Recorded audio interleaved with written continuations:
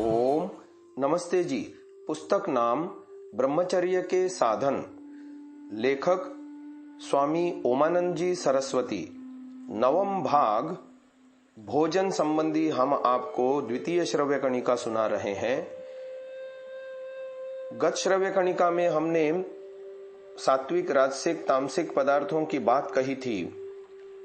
इसमें भोजन संबंधी आवश्यक नियम बताए जा रहे हैं। प्रथम नियम है, जिस प्रकार भौतिक अग्नि ईंधन के बिना बुझ जाती है, इसी प्रकार भूख लगने पर भोजन न करने से जठराग्नि मंद पड़ जाती है, रक्त आदि धातुओं का शोषण तथा शरीर कृश हो जाता है।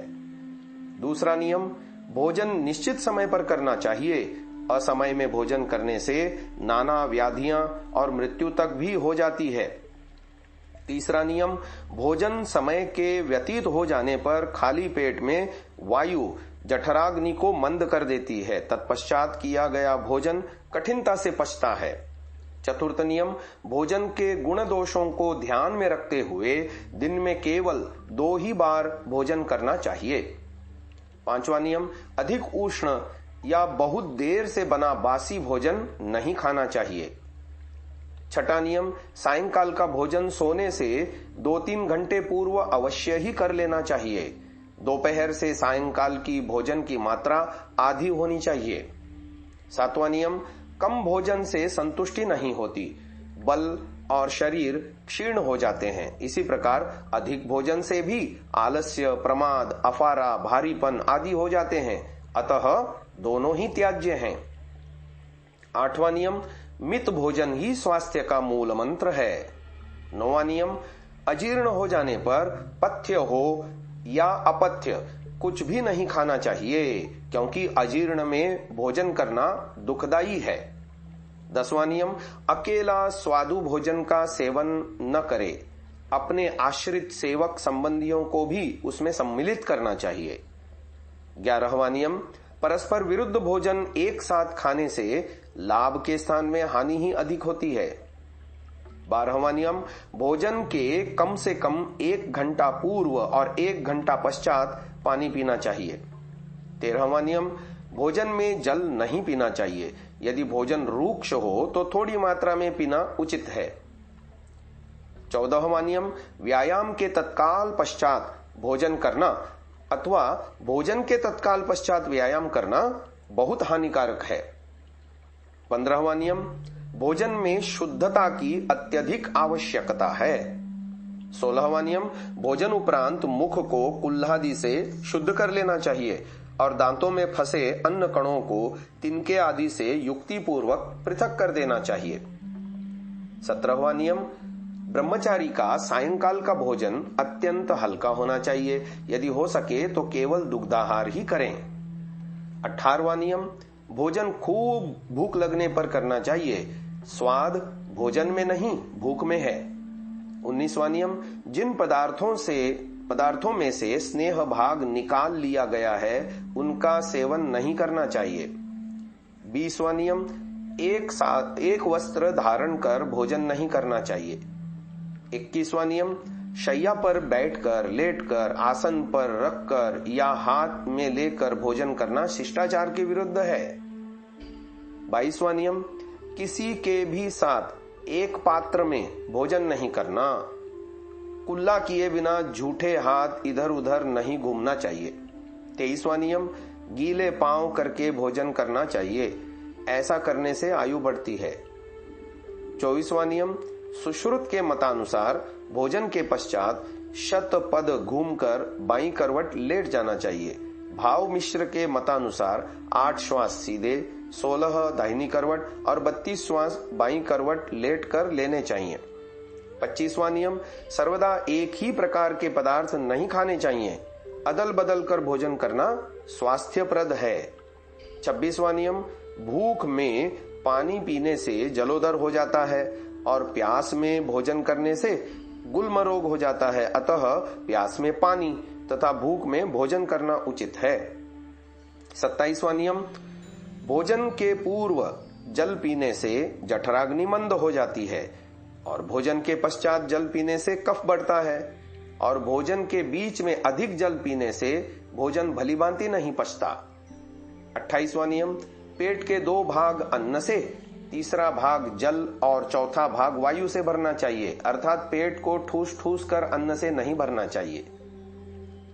29वां नियम, भोजन खूब चबा चबा कर खाना चाहिए, इससे भोजन शीघ्र पचता है तथा शरीर का अंग बन जाता है। बिना चबाए जल्दी जल्दी किया हुआ भोजन रोगों को बढ़ाता है। ध्यान रहे, दांतों का कार्य आंतों से नहीं लेना चाहिए। 30वां नियम, फल तथा सब्जी शुष्क जो द्रव न हो पदार्थों को भोजन करने वाले के दाहिनी ओर तथा दूध जल आदि द्रव पदार्थों को बाईं ओर रखना चाहिए। 31वां नियम, भोजन करते समय पहले मधुर रस का सेवन करना चाहिए, बीच में खट्टे और लवण रस का तथा अंत में चरपरे कटु कशैले रसों का सेवन करना उचित है। 32वां नियम, यदि भोजन में फल हो तो पहले अनार खाना चाहिए, फिर रोटी चावल शाकादि और अंत में दूध या छाछ आदि द्रव पदार्थों का सेवन करना चाहिए, क्योंकि शास्त्र में पहले घन यानी सख्त, बीच में मृदु यानी नर्म और अंत में द्रव पदार्थों के सेवन का विधान है। अब आगे शीर्षक आ रहा है भोजन में लवण और क्षार।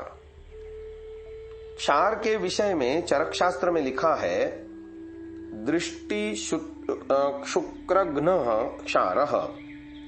क्षार दृष्टि और आंखों की देखने की शक्ति और वीर्य अर्थात ब्रह्मचर्य को नष्ट करता है। चरक में क्षारः पुंस्तोपघाती नाम अर्थात पुरुष की पुंस्त्व शक्ति का नाश करने वाले पदार्थों में सबसे अधिक पुंस्त्वनाशक क्षार है। मनुष्य की ब्रह्मचर्य शक्ति व वीर्य का सबसे अधिक नाश क्षार करता है। क्षार क्या वस्तु है, इस विषय में क्षरणात् क्षारः, क्षरण करने से क्षार कहता है। यह त्वचा मांस आदि को उतार देता है, अतः इसे क्षार कहते हैं। चक्रपाणी के मत में नीचे जाने की क्रिया को क्षार कहते हैं। दोषों को अपने स्थान से हिला देना यह भी क्षरण का एक अभिप्राय है। वैसे क्षार अनेक रस वाले द्रव्यों जैसे यव, सज्जी, अपामार्ग, मूली, सुहागा आदि से तैयार किया जाता है। इसमें कटु लवण आदि अनेकों रस होते हैं। क्षार सभी लगभग रूक्ष, उष्ण और तीक्ष्ण होते हैं, अतः वीर्य को पतला करके नाश करने वाले होते हैं। ब्रह्मचर्य प्रेमी व्यक्ति इनका सेवन नहीं करना चाहिए। औषध में क्षार का सेवन करना भी पड़ जाए तो किसी चतुर वैद्य की सम्मति से करना चाहिए। जहां क्षार कुछ रोगों को दूर करता है वहां इसमें वीर्य नाश करने वाला भयंकर दोष भी है, अतः ब्रह्मचारी को सदैव इससे बचकर रहना चाहिए। मानव गृह सूत्र में उपनयन प्रभृति व्रतचारी ब्रह्मचारी स्यात् इत्यादि नियम बतलाते हुए कहा है कि न मधुमांसे प्राशनीयात् क्षार लवणे च। पुरुष 1 खंड 1 सूत्र 12। ब्रह्मचारी मद्य मांस और क्षार तथा लवण का सेवन न करे। गोभिल गृह सूत्र में लिखा है, क्षार रेचन द्रव्याणि मां सेवस्व। स्वामी दयानंद जी ने संस्कार विधि में इसका अर्थ इस प्रकार किया है, क्षार अधिक लवण आदि और रेचक जमाल घोटा आदि द्रव्यों का सेवन मत कर। वेदारंभ संस्कार में ब्रह्मचारी के लिए लिखा है कि 3 दिन तक क्षार लवण रहित पदार्थ का भोजन ब्रह्मचारी किया करे। अतः ब्रह्मचारी के लिए लवण क्षार का परित्याग उसकी ब्रह्मचर्य साधना में सहायक है। अब लवण से हानियां बता रहे हैं। चरक शास्त्र में लवण के दोष इस प्रकार लिखे हैं, लवणो रसो गुरुः स्निग्धः उष्णश्च पित्तम कोपयति रक्तम तर्पयति तर्शयति मोहयति मूर्छयति तापयति दारयति कुष्णानि मांसानि प्रगलयति कुष्ठानि विषम वर्धयति शोफान स्फोटयति पुंस्त्वमुपहन्ति इंद्रियाण्युपरुणद्धि वली पलित खालित्य मापादयति अपि च लोहित पित्ताम्ल पित्त विसर्प वात रक्त विचर्चिकेन्द्र लुप्त पित्त प्रभृति विकारानुपजनयति। लवण रस भारी, स्निग्ध और उष्ण होता है। लवण रस व नमक का उपयोग पित्त को कुपित करता है, रक्त में अत्यधिक गति को उत्पन्न करता है, प्यास लगाता है, मोह को पैदा करता है, मूर्छा तथा संताप को उत्पन्न करता है, फाड़ता है, मांस को कुरेद देता है, कुष्ठ को गलाकर गिरा देता है, विष को बढ़ाता है, शोथों को फोड़ देता है, पुंस्त्व को नष्ट करता है, इंद्रियों को क्षीण करता है, मनुष्य को बुढ़ा कर देता है, शरीर में झुर्रियां पड़ जाती हैं, बालों को सफेद और गंजा कर देता है, रक्त पित्त, अम्ल पित्त, विसर्प, रक्त वात रक्त, विचर्चिका, इंद्रलुप्त आदि रोगों को उत्पन्न करता है। लवण को सुश्रुत में भी खुजली, शोथादि रोगों को उत्पन्न करने वाला तथा पुंस्त्व और इंद्रियों की शक्ति का नाशक लिखा है। जिस प्रकार आजकल नमक का सेवन लोग करते हैं वह तो सर्वथा ही अनुचित है। सब्जियों में ऊपर से नमक डालकर, फलों के साथ भी नमक, यहाँ तक कि सेब, तरबूज आदि मीठे फलों के साथ भी नमक खाते हैं। नमक मिले हुए दलिए आदि में दूध मिलाकर खाते हैं। ऐसे लोगों पर दया आती है। ऐसे लोग ब्रह्मचर्य की तो क्या रक्षा करेंगे। नमक के सेवन से लोग कुष्ठ आदि भयंकर रोगों में फंस जाते हैं। नमक के कारण अधिक खा जाते हैं। अधिक खाने से अपचन, कब्ज हो जाता है और कब्ज से वीर्यनाश हो जाता है, क्योंकि कब्ज यानी मलबंध ब्रह्मचर्य का परम शत्रु है। भोजन का अपना स्वाद क्या है यह तो नमक खाने वाले जानते ही नहीं, क्योंकि नमक के स्वाद से अन्य स्वाद नष्ट हो जाते हैं। अधिक नमक खाने वाले प्रायः जिह्वा लोलुप यानी चटोरे होते हैं, अतः वे पेटू बन जाते हैं। पेटू मनुष्य का ब्रह्मचर्य नाश, सर्वनाश हो जाना निश्चित है। भोजन खाने का जो उद्देश्य स्वास्थ्य, बल व शक्ति बढ़ाना था तथा जीवन रक्षा दी है, वह नमक खाने से सर्वथा समाप्त हो जाता है। अतः बाह्य अप्राकृतिक नमक का परित्याग ब्रह्मचर्य तथा स्वास्थ्य प्रेमी के लिए हितकर है। जितनी आवश्यकता लवण रस की शरीर निर्माण, स्वास्थ्य रक्षादि के लिए है, उतना नमक शाक, भाजी, फल आदि भोज्य पदार्थों में स्वाभाविक रूप से विद्यमान है।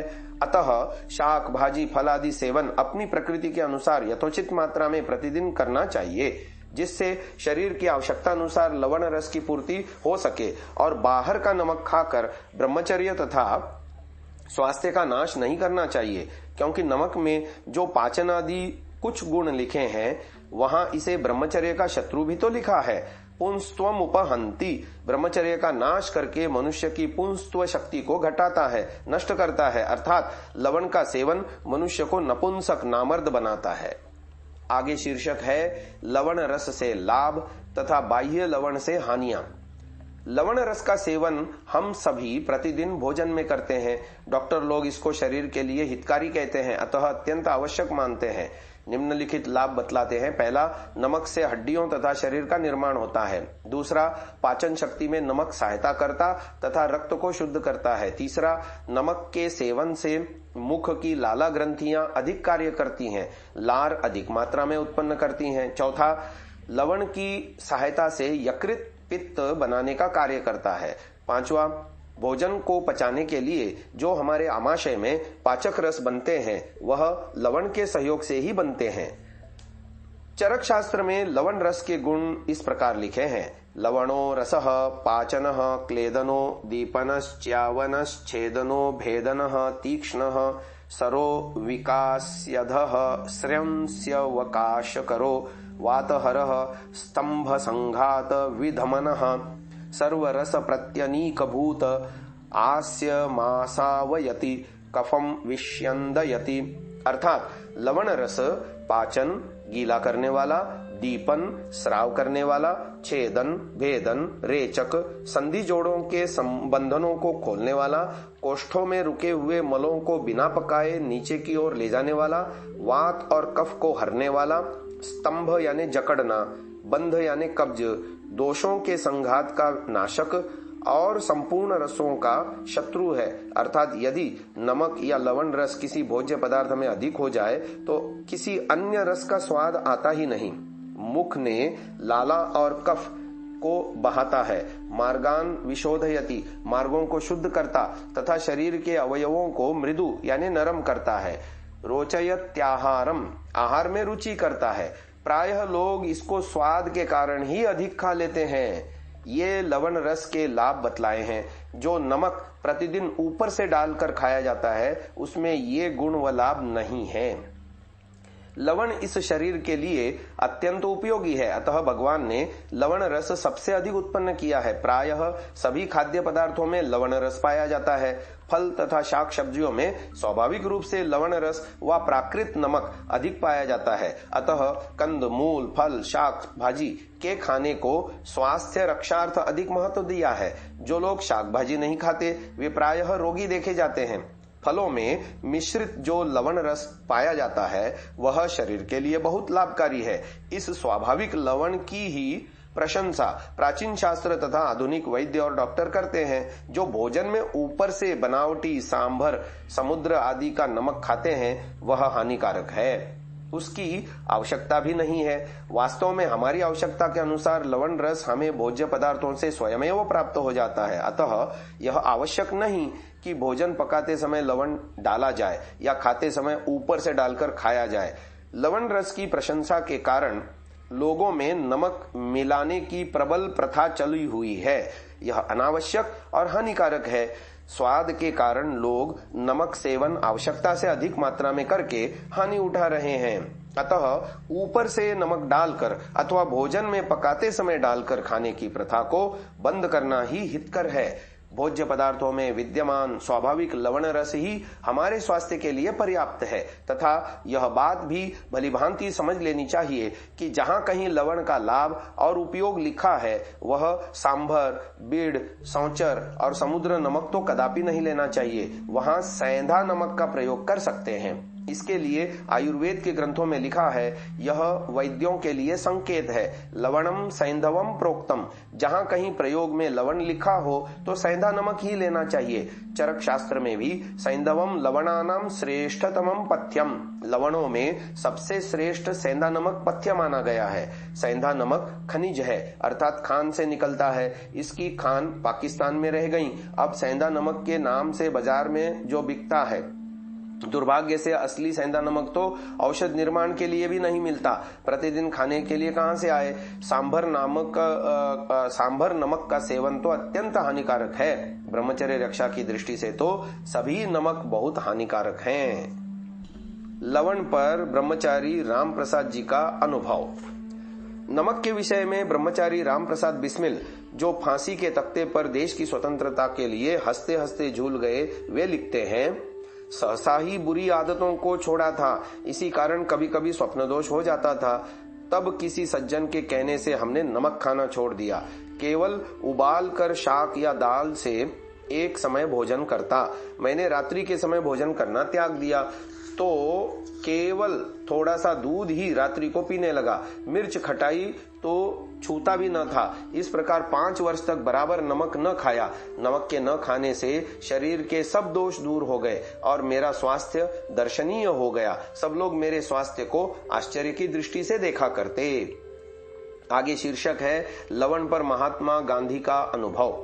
महात्मा गांधी जी लवण के विषय में लिखते हैं, मसाले के विषय में जो कहा गया है वही नमक के विषय में भी कहा जा सकता है। कितने ही इस बात को सुनकर चौंक पड़ेंगे, परंतु यह एक अनुभव सिद्ध बात है। इंग्लैंड में एक स्कूल है जिसका यह मत है कि नमक मसाले से अधिक हानिकारक है। जो शाक हम लोग खाते हैं उसमें आवश्यकता अनुसार नमक का भाग विद्यमान है, अतः ऊपर से नमक मिलाने की कोई आवश्यकता नहीं। आवश्यकता से अधिक नमक हमारे शरीर के पसीने द्वारा या और किसी दूसरे प्रकार से बाहर निकल आता है। प्रकृति ने आवश्यकता अनुसार सभी खाद्य पदार्थों में नमक का भाग छोड़ रखा है। एक लेखक का कहना है कि लवण खून को विषैला बना देता है। वह यह भी कहता है कि जो लोग सर्वथा लवण नहीं खाते उनका खून कितना स्वच्छ होता है कि सांप के विष का भी प्रभाव उन पर कुछ नहीं पड़ता। हम नहीं कह सकते कि यह कहां तक सत्य है, परंतु अपने निजी अनुभवों से यह कह सकता हूं कि दमा जैसे बहुत से रोग नमक छोड़ देने से शीघ्र ठीक हो जाते हैं। दूसरी बात यह है कि इसके छोड़ने से किसी की कुछ हानि होती नहीं गई देखी गई, किंतु उन्हें कुछ लाभ भी होता है। मैंने स्वयं 2 वर्ष से नमक छोड़ दिया है, उसका परिणाम मुझे जरा भी नहीं अखरता, बल्कि कुछ अंशों में मुझे लाभ ही हुआ है। अब मुझे पहले के समान बार बार जल पीना नहीं पड़ता। यदि कोई मनुष्य नमक छोड़ दे तो कुछ दिन तक उसे अड़चन प्रतीत होती है, परंतु यदि वह अपने धैर्य को स्थिर रखेगा तो थोड़े ही दिनों में उसे बहुत लाभ हो सकता है। शीर्षक है लवण पर महात्मा नारायण स्वामी जी का मत। महात्मा नारायण स्वामी जी महाराज अपनी योग रहस्य पुस्तक में लिखते हैं, नमक यदि न खाया जाए तो अधिक अच्छा है, अन्यथा थोड़ी मात्रा में खाया जा सकता है। अतः यदि अभ्यासी नमक का सर्वथा परित्याग कर दे तो उनके लिए अधिक हितकर है। शीर्षक है लवण पर टंडन जी का अनुभव। राजर्षि श्री पुरुषोत्तम दास टंडन ने हरिद्वार में अपने एक भाषण में कहा था कि मानव भोजन में ऊपर से नमक मिलाकर खाना व्यर्थ ही नहीं किंतु अनर्थकर भी है। उतना नमक मनुष्य को शाकादि में मिल जाता है जितने की उसे आवश्यकता है। ऊपरी नमक हानिकारक है। टंडन जी ने तर्क बल से विषय पुष्ट किया और उदाहरण में अपने आप को उपस्थित पेश किया। वे दीर्घ काल से नमक नहीं खाते, किंतु इस प्रयोग से उन पर बहुत अच्छा प्रभाव पड़ा। टंडन जी ऊपरी नमक को एक हल्का विष मानते हैं। उन्होंने वैद्यों तथा डॉक्टरों से अनुरोध किया कि वे इस विषय पर विचार करें। आगे शीर्षक है लवण पर लेखक का अनुभव। लेखक हैं श्री स्वामी ओमानंद जी सरस्वती। 40 वर्ष से भी अधिक समय व्यतीत हो गया, तभी से मैंने नमक खाना छोड़ रखा है। उसके कुछ काल पश्चात मेरे अन्य कई मित्रों ने भी नमक का परित्याग कर रखा था। उनमें से कुछ वर्ष पीछे खाने लग गए और कोई ऐसे भी हैं जिन्होंने छोड़ने के पीछे नमक को खाने के लिए स्पर्श भी नहीं किया। हमारे गुरुकुल झज्जर में 22 वर्ष से कोई भी ब्रह्मचारी नमक ऊपर से डालकर या शाक भाजी पकाते समय भी डालकर नहीं खाता। जो शाक भाजी में स्वाभाविक लवण होता है वही हम खाते हैं। सैंधादि कोई भी नमक भोज्य पदार्थ के रूप में सेवन नहीं करते। इसका मुख्य कारण यही है कि मेरा यह निश्चय है कि ब्रह्मचारी को अपने साधना काल में नमक नहीं खाना चाहिए। अतः मैं स्वयं भी नहीं खाता तथा हमारे ब्रह्मचारी भी नहीं खाते। नमक छोड़ने का प्रभाव स्वास्थ्य पर कैसा पड़ता है यह हमारे विद्यार्थियों के स्वास्थ्य को देखने से ही पता चलता है। विद्यार्थियों का स्वास्थ्य भारत के सभी शिक्षणालयों में से सामान्यतया अच्छा ही हो सकता है, खराब तो किसी रूप में भी नहीं। खुजली तो आज तक किसी को हुई ही नहीं। फार्मी गन्ना चूसने के कारण कभी कभी 1-2 विद्यार्थियों को दाद अवश्य हुए हैं। वे साधारण औषध के सेवन से चले गए। आंख किसी की भी नहीं दुखती। फोड़े, फुंसी आदि रक्त संबंधी विकार भी नहीं होते। प्यास सामान्य लोगों की भांति हमें नहीं सताती। हमारे यहाँ जब नया बालक प्रविष्ट होता है तब कुछ दिन तो उसे हमारा बिना नमक का शाक दाल अच्छा नहीं लगता, किंतु थोड़े ही दिन में उसका अभ्यास हो जाता है और भोजन को रुचि करके खाने लगता है। तब उसका शरीर तथा स्वास्थ्य उन्नति करने लगते हैं। रक्त अत्यंत शुद्ध हो जाता है। मुख की लाली, शरीर का लाल रंग तथा चर्म रोगों का सर्वथा अभाव इसके अकाट्य प्रमाण हैं। यही नहीं, चरक शास्त्र तथा महात्मा गांधी जी का यह कथन कि नमक खाने से सर्प आदि विषैले जंतुओं का विष शीघ्र तथा अधिक हानि करता है। जो नमक नहीं खाते उन पर सर्प आदि का विष बहुत न्यून हानि करता है अथवा करता ही नहीं। यह मेरा अनेकों वर्षों का प्रत्यक्ष अनुभव है। मुझे तथा मेरे अनेक ब्रह्मचारियों को सर्प ने काटा है, किंतु बहुत ही आश्चर्य की बात है कि प्रत्यक्ष रूप से तो अनेकों ब्रह्मचारियों पर नाम मात्र भी सर्प के काटने का प्रभाव नहीं दिखाई दिया। किसी पर नाम मात्र का प्रभाव हुआ, वह औषध उपचार से 1-2 दिन में ही ठीक हो गया। किंतु जो व्यक्ति नमक का सेवन करते हैं, ऐसे भी मेरे कई साथियों को सर्प ने काटा। उनको सर्प के काटने से पर्याप्त हानि तथा कष्ट उठाना पड़ा। लगभग 20 वर्षों से मैं सर्प विष की चिकित्सा कर रहा हूँ। आसपास के ग्रामों से प्रति वर्ष सर्प के दंशित रोगी आते ही रहते हैं। इस शुष्क प्रांत में बिना फण के पित्त प्रकृति के वेपर सर्प अधिकतर घुरेडिये, चित्त कोड़ियादि हैं जो पर्याप्त विषैले होते हैं। चिकित्सा समय पर तथा यथोचित नहीं हुई तो मृत्यु भी हो जाती है। इसी प्रकार के सर्पों ने हमारे ब्रह्मचारियों को भी काटा था। उन पर तो नाम मात्र का प्रभाव हुआ। अथवा सर्वथा प्रभाव भी नहीं हुआ। जब कोई सर्प का काटा रोगी चिकित्सार्थ गुरुकुल में आता है तब औषधोपचार के साथ उसका नमक, मसाला आदि सब छुड़वा देते हैं तथा गो, घृत आदि सात्विक पदार्थों का सेवन विशेषतया करवाते हैं। नमक आदि के छुड़वाने से चिकित्सा शीघ्र तथा सरलता से हो जाती है। इसी प्रकार तृषा, दाह, रक्तपित्त, अम्लपित्त, विसर्प, कुष्ठ, शोथ, गंज, दाद, खुजली आदि सभी चर्म रोग, नेत्र रोग, दंत रोग, बालों का सफेद होना, नपुंसकता अर्थात ब्रह्मचर्य का नाश, स्वप्न दोष तथा धातु प्रमेह आदि रोगों को नमक का सेवन जन्म देता है और बढ़ाता है।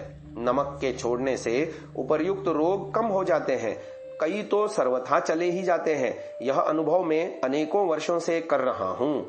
ब्रह्मचर्य के लिए नमक कितना हानिकारक है यह काकोरी के शहीद पंडित राम प्रसाद जी के लेख को पढ़कर पाठक समझ ही गए होंगे।